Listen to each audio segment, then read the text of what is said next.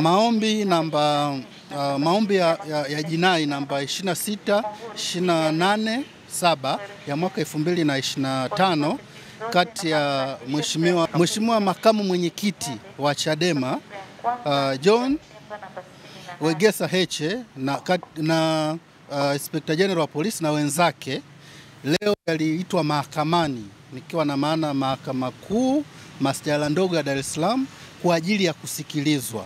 Sasa kama ambavyo tulitaarifu umma tarehe iliyopita kwamba upande wa wajibu maombi waliomba kuleta majibu yao, nikiwa na maana kiapo kinzani kujibu yale maombi ya mleta maombi, na ni kweli wameleta majibu na yalikuwa yametakiwa kuletwa sio zaidi ya jana tarehe 9 mwezi wa 11 2025, na walifanya hivyo, na sisi leo waliweza kutupatia nakala.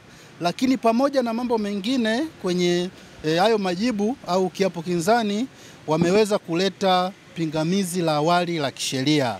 Kwa hiyo baada ya kuwa tumepata hizo nakala ya majibu pamoja na pingamizi la awali la kisheria, kama mlivyoona tulivyoingia kwa Mheshimiwa Jaji, tulieleza hayo kwamba tumepokea majibu kama nusu saa iliyopita.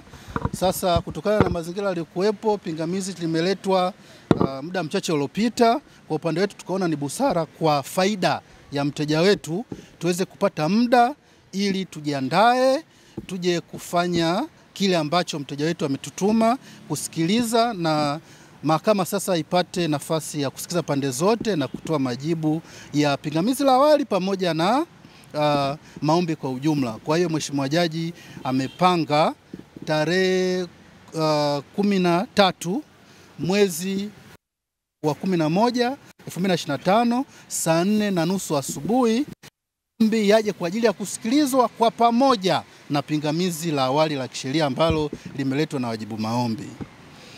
Kwa hiyo kwa kifupi ni hayo tu. Tabarudie jina la kwangu.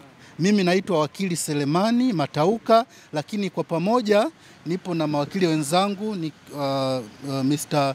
Paul Kisabo, William Madu na wengine, pamoja na Fredrick Msaki, Doris Sarun na Kafuku, lakini wao wameshaondoka, lakini wote kwa pamoja tulikuja kwa ajili ya kumwakilisha Mheshimiwa Heche. Amlifanikiwa kuonana Heche labda ana hali gani kwa alipo anasema?